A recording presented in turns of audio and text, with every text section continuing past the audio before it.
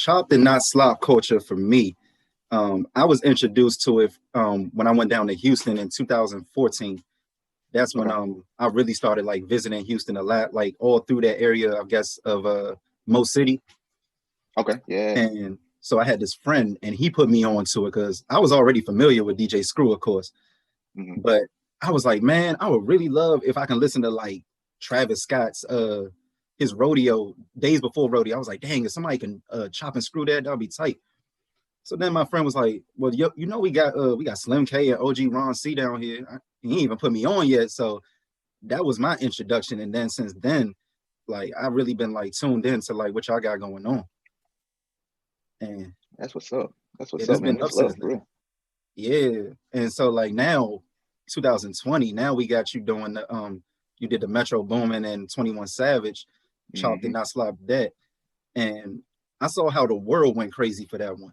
Like it felt like it just expanded to like all regions of the world. Uh-huh. Um, and it was interesting though. I did see like a lot of people saying, "Man, I just don't understand it." And for me, I feel like chop not slop music. I feel like it ain't gotta be something you understand, but it should be something you respect for sure. Right, for sure. For sure. I mean, it's been here, people, a lot of people don't know because they in their own they're in their own area where it's not big. And chop the school music, chop not slap music is definitely a niche. So you hearing it for that first time, you're like, man, what the hell is this? So I mean, I expected people saying that when it went big like that, but there's a lot of people also that heard it for their first time and they're like, yo, this right here is the truth. And it's like a 2020 version of the story you just said you have in 2014. There's probably like new people there that heard that at that point. They're like following and checking out what we got ever since the 21 Savage joint. So I mean, it's on the up. It's on the up for real. Slowing it down, like even being on the Clubhouse app. I think it might have been the night before y'all dropped that 21 Savage and Metro tape. It was somebody from like the UK and was like, "Yeah, we bumping y'all over here." I'm like, "Dang, Uh-huh. that's big." So Hmm. for you, how does it feel to be? You're pretty much continuing like a legacy that Screw left and like bringing it in for like a new generation. How does that feel for you? I mean, it feels when I sit back and think about it, man, it actually feels very humbling, man. Because like, you think about everything I think about everything that I've done like in the past like 10 years or so. And at first I was just doing it for a hobby. Like I just do it because I genuinely love the craft. It wasn't until like my homies were like stealing my tapes back in the day and like passing them out where I knew like, oh, other people actually rock with my stuff. So, I just think about like if I wasn't really doing it at that time, or like, OG wasn't really doing what they do, like would the craft still be here? It's like weird. Like we're really like, there's a lot of other DJs doing it too, but we're the guys that really are like in the forefront of like, making sure that the sound does stay around and doesn't disappear. I think it's great, man. It's a blessing. How did you even get involved in doing the chopped and not slop? Man, to be honest, I was always listening to DJ Screw tapes when I was little. And I always liked the sound. And I also was always listening to Swisher House. OG Ron C was part of Swisher House back then. So he used to have his F action his tapes, fuck actions. And I really liked them. So there was a time where when I was out in school, it got real hard to find his tapes. So I just figured out how to make them myself. I was like, man, I need these fuck actions, so I'm gonna make my own. So I just started like learning how to just do it and like just like figuring things out and like started making around. And I was making it for my own self, just play in my room, like my own mood music when people come around and everything like that. But I guess like when people were coming into my crib, they just liked it so much they were like actually stealing my tapes. And then they were playing it in their cars and then they were like passing around like today girls and stuff like that. So then it was spread it through the campus and they're like, man, who the hell is doing that? Like, yeah, man, Slim K. So they started coming at to me like, man, where can I get this tape? Where can I get this tape? So I was like, well, I got something here. Let me keep doing it. You said campus. What campus? Baylor University. Okay. Dang. So I guess like let's imagine. I don't even know if I can imagine a world where you're not slowing down no music, but if you weren't doing, what you're doing creatively, what route would you have taken? Uh, sure I'll probably still be in the same route that I'm in now. Like I do that creative space, but there's always like naturally been my hobby. So if I wasn't doing my hobby, I would just been just in healthcare, man. I'm in healthcare. I'm in the healthcare space also, and I do the music on top of that too. So I just be like, probably just chilling as a family, man, just relaxing at the crib. So, but it's crazy because now, like, I still do that now, like, take care of my family and everything like that. But like now I know that this whole other entity, like, of like the slow down sound, chopping screw, chopping that slop stuff that like people like. I don't want to say they need it, but it's like there, like it's not going anywhere. So it's always gonna be there. It's like people like still like every single day when there's like a big project, they come out like, yo, we need this done. We got this going on. I want to hear this chopping screw, chopping that slop. And I want to hear from you. It's not even really like, it's not really like we want to hear from like anybody. I want to hear from you. I want to hear like your interpretation of it. So, I mean, it's crazy when you really think about it. I don't really think about it that way much, but it's crazy because it's like you like your own like weird like superhero or some shit. Like, you know what I'm saying? Like people really like they really craving for the music, man. So you gotta feed the streets. And it's like it's super cool because like like the slowdown, I feel like that's one aspect of you just like slowing it down to perfection and chopping it. And then there's the aspect of like I listen to how you layer the songs. Like you're not always going in order of the track list. And that was beautifully done. Like somehow I found the Thriller one you did like 2 weeks ago. And I was like, yo, the way you layered that, like, and that's the beauty of it and why nobody can like take what you're doing. Yeah, man, that Thriller joint was, yeah, man, that one, like, I mean, Thriller's like one of my favorite albums of all time, and I think I even said that when I started that joint. So it was like one of my favorite albums of all time. So like when it comes to tapes like that, like I'm really like trying to figure out like what's a way that I can make it like a whole new experience for myself. Like what can I do to make a whole new experience for myself? So then like I'm just like playing around with the sounds and just like freaking it up, changing like the BPMs, reordering it until like it really becomes like this whole brand new thing. And I feel like Thriller was one of those that really just ended up that way because I hear that all the time. Like it was one like, I think that tape came out in 20. That mix I did in 2012, but like there's still people who come and hit me up about that mix like as recent as today. Like you said, you just heard it 2 weeks ago, so like it's just floating around and people just get to it all the time. Yeah, because the way to I guess because of the way the chop not slop the Chopstars app is, it's like I feel like if you scroll like maybe like 2 times, it pops up right there. So it's fresh as if you just did it. Mm-hmm. That's true. Oh yeah, another thing, I can't save nothing to like a playlist on that app. I can't go back to my favorites. Yeah, we do know that, we're aware of that. That's kind of outside of my realm, on like the technical side, but I do know everything that you experience. I know because I experienced it too, and we're trying to figure out ways to better that up, like playlist adding, gapless playback, and also should just be able to put like more tapes on there, man. So yeah, we're working on that. It's slow but steady, but we'll get to it for sure. That's part of it. Like you say, it's slow and steady. Cause like I'm from Maryland, and so up here it's interesting. Like when I see like some of my friends tweet, "Hey, what's the guys that do the chopped and not slopped? I need them to do a tape for me." So it's just interesting. I like how it's Yeah, really making its rounds for real. yeah, for sure. And I'm sure I got much love for Maryland, man. I got a lot of people out there that really check us out and support the culture out there. So shit, it's much love, man. Maryland, Texas connect, man. It's beautiful, man. I can't after this Corona stuff over. I can't wait to get back to Houston. Yeah, man. We gonna turn up, man. We trying to I know myself, we trying to do like some chop lounges, like kind of like showcase what we do like on the mixtape side, just more like in a public space, like kind of like small intimate settings, um but I think it'll be dope. We trying to get that going for the 2021. It's needed, especially where you guys are at. Like, Uh-huh.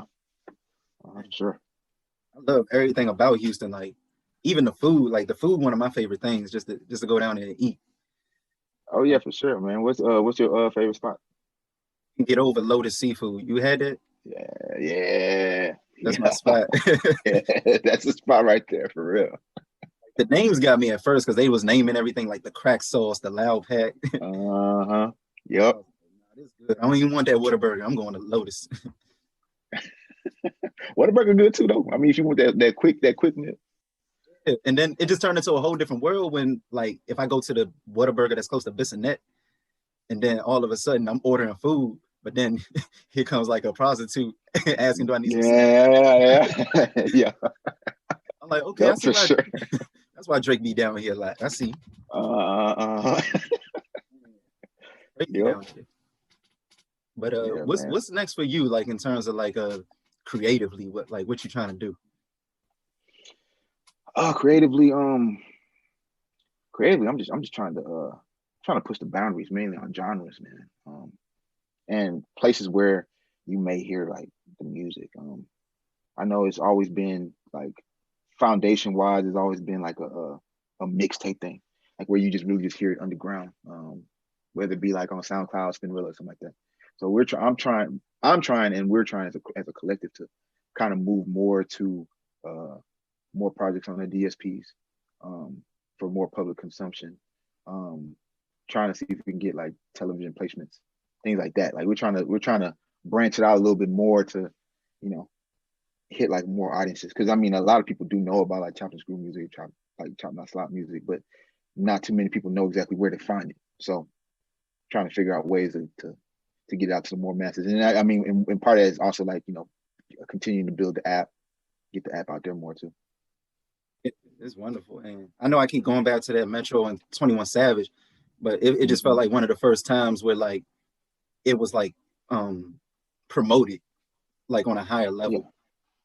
yeah, that was definitely a breakthrough for the genre in whole. And that's what shout out to 21 Savage, shout out for Metro Boomin for even having the vision to do that, because they had their whole vibe on being on that 90s sound, and the night part of the 90s sound is 90s 2000s culture is the like especially in the Houston area is the chop not slop chop and screw movement, because ironically, if you didn't know, their album was recorded in Houston. So that's what made them want to do like, okay, we want to put that Houston sound on top of it when we do the deluxe. So that's when, much love to them for even like having that vision and pushing it out there like that too, because that actually like made, that brought the chopped and screw sound back to the forefront. People know about it, and people like other people are trying to work on the deluxe albums and do the same thing. Wow, I didn't know they was in Houston for that. Makes sense. Mm-hmm. Mm-hmm. They recorded over 80% of that album there. Um, Even listening to like Metro sound and even the Chopped and Screwed sound as a whole, how is the connection between Houston and Memphis? It's very close. Because I mean, this goes dated way back before my time. You had DJ Paul and GCJ, all the the four founders in the Memphis sound. They were interconnected with DJ Screw, like from like on the hip. Like they were really into that Screw stuff. So like they would put like the screwed up samples like in their music. And you know after DJ Screw's untimely passing in 2000, you had Michael Watts and OG Ron C pretty much like carrying the torch at that time. And back in the early 2000s, a lot of the classic South albums at the time were having like chopped and screw remixes being done, like Swisher House remixes. And one that's really popular amongst the newer generation, especially like people like Metro Boomin, is the Unbreakables album. Metro says a lot of times that he heard that album before he heard the regular speed version, so that really inspired him into doing his beats. So you have a whole bunch of like interchangeable things that's going on. You had the Memphis sound, like how they used to do the production, but then they used to put the screwed up samples in there, and that kind of formed like their current sound at that time. And then that's like inspiring people like Metro Boomin to do like his production. And then like when they came to do like Savage Mode 2, they're like, we're recording in Houston, and we want to make that sound all together. So that's it's like a whole bunch of stars aligned that made that project happen. It's incredible. That makes a lot of sense. Like even just hearing like one of my favorite Project Pat albums is Mr. Don't Play. Yeah, mine And too. yeah, I can hear that influence like a lot in Metro's beats.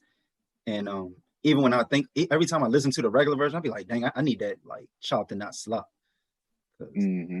I don't even know if you did it before. Yeah, we did. It's in the app. Dang, I can't even search it. Oh, I can't wait until the app is like good to go. I can't search it. It's in there somewhere.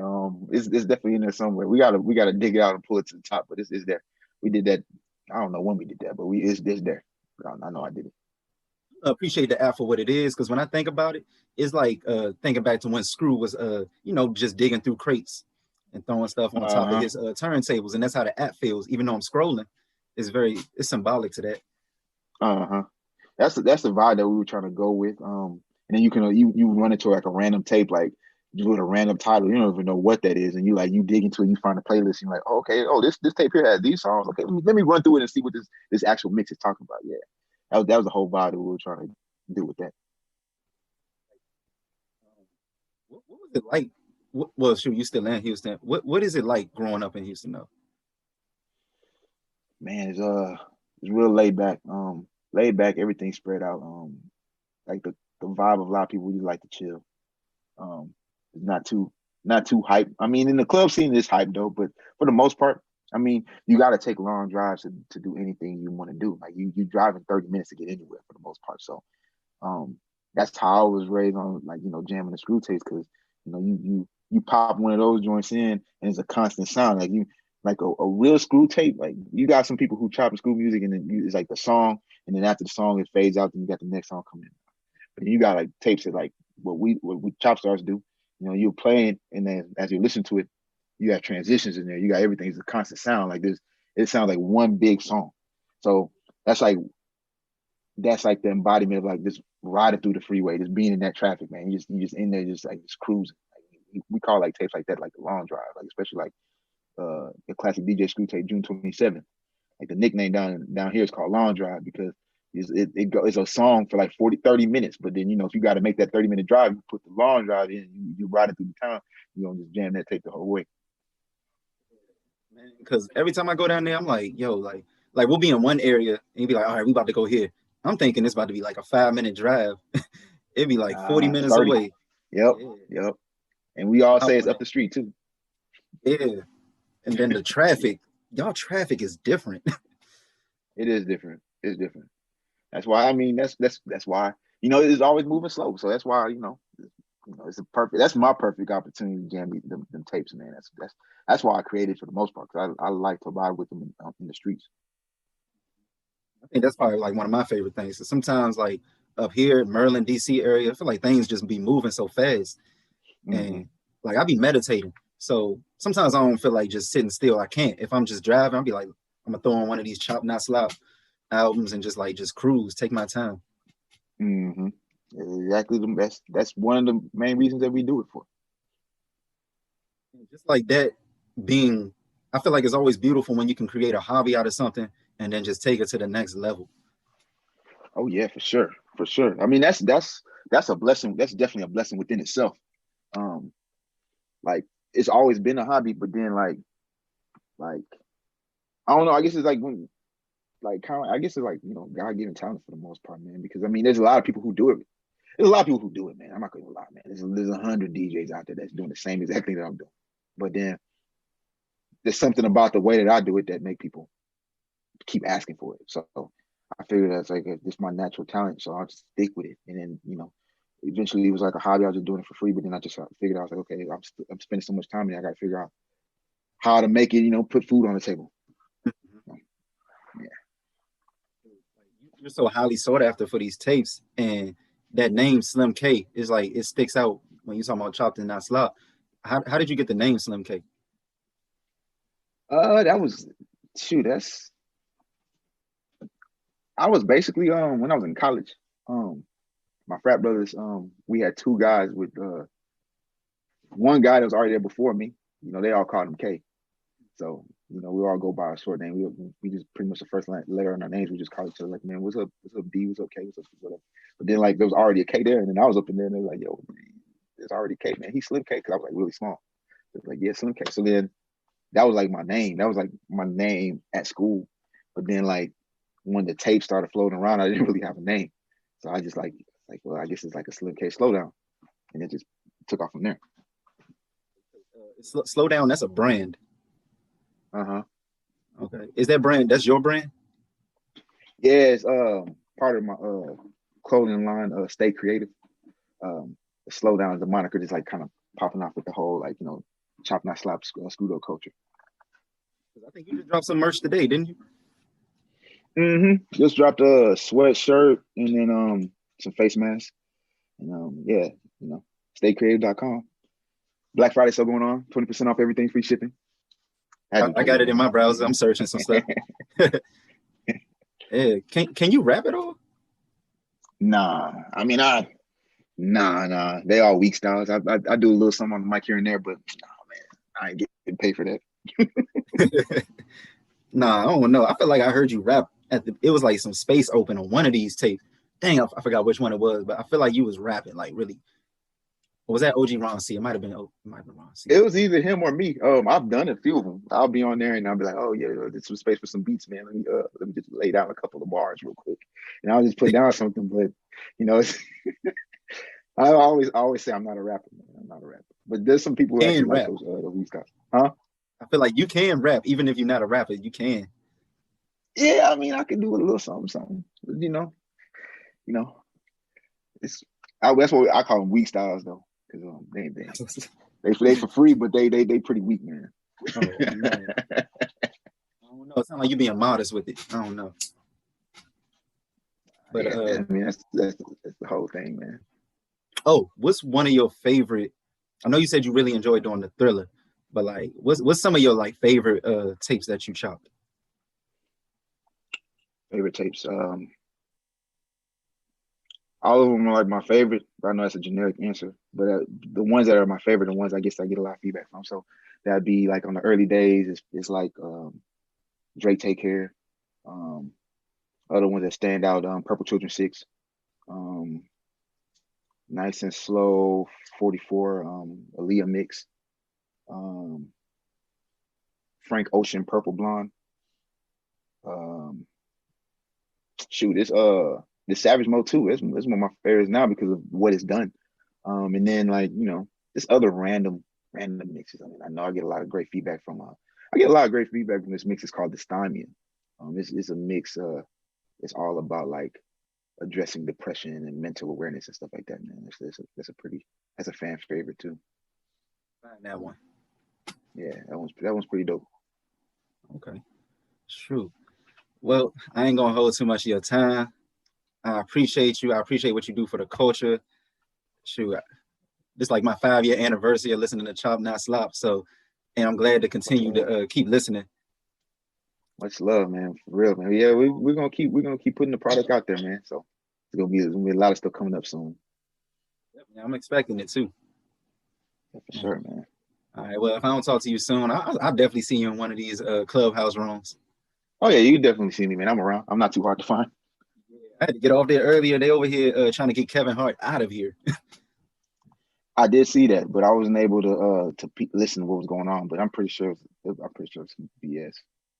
It's wild. Yeah. All right, man. I appreciate you, and I'll talk to you soon, man. Man, appreciate you, Craig. Hey, appreciate you too, Slim. All right, take care now. All right, you too.